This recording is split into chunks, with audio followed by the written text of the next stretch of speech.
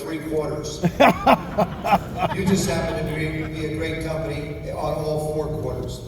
It is really a pleasure and honor to be here with you. And it's so funny having a chance to look around and see so many young faces, so many people excited about the opportunity in life that's presented. And you're going to hear that word from me, opportunity, because that's what you have.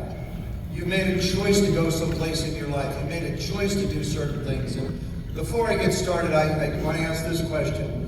How many of you have served in the military? How many have family members that have served in the military? Amen. Would you please from me accept my humble thank you for the service that you have given and for the ones that your family members have given. Love that. Woo! Love that.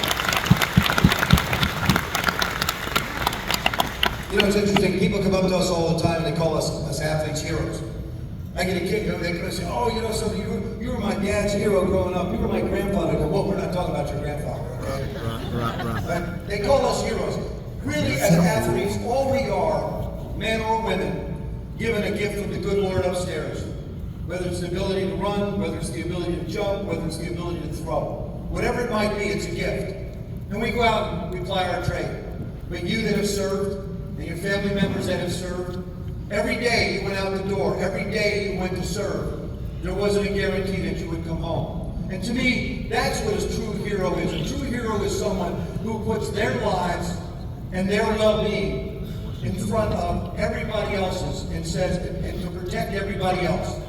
You put yourself out there for us. So from the bottom of my heart, thank you. And I say this to you. If you see someone as you travel, because you're all over the country, you see someone in uniform, police officer, firemen, first responders, as you travel through the hospitals and cardiology departments that you're traveling, just go up and say thank you. And there's something else I was thinking of. I love this company. I absolutely love this company. We had a conference call. Everybody said, "Oh, Shockwave Medical." Okay, what are they? They're unbelievable. Do you know do you really understand what you do? Do you understand that lives depend on you? What a burden of responsibility to know that someone's life depends on what you're capable of doing and what your company is able to provide. Guys, when you guys, I just ask you to do this, drunk or sober. Drunk. You go to bed tonight, you put your head down on that pillow, you just have a big smile on your face because you're doing something special. I always do. You know, I think back to the pandemic, and we've all gone through this crazy period of time. And some of you, by the way, I know are so young, you know, just Google Joe Theismann. It'll tell you what you don't know, you can figure it out easily enough. And some of you are so old, you don't remember what it was, so you This table. But during the pandemic, I think we all had to do certain things. We had to learn to adapt. We had to learn to innovate. And I love this word innovate because with the IBL, now the technology that you have, there is this innovation that gives you another great opportunity to be able to have something in your arsenal to say, this is what we've got.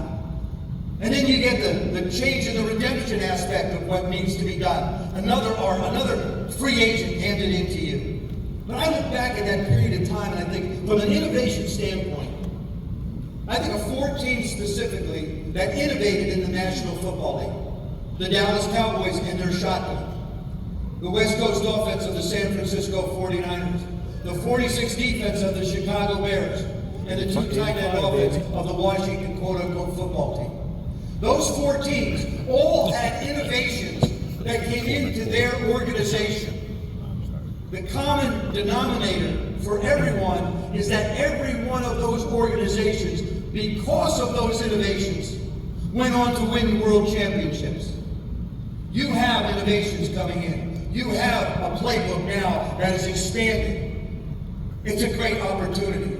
But keep this in mind. When you're good, people are coming for you. And you cannot sit back and rest on your laurels. I wear these humble little pieces of jewelry on my finger. Before I get started, though, I have to ask you this question. Is there a Cleveland Brown fan here? Oh, you're in the back. I figured they're always in the back. All the way back here. You know, they hide. This is the largest group I've ever seen in Cleveland Brown fans. Usually it's one. They don't travel in packs. That is so good. That is so good. But it's so great. Look, they're in the back. Oh, Okay. I want to show you something that you'll never see in your lifetime.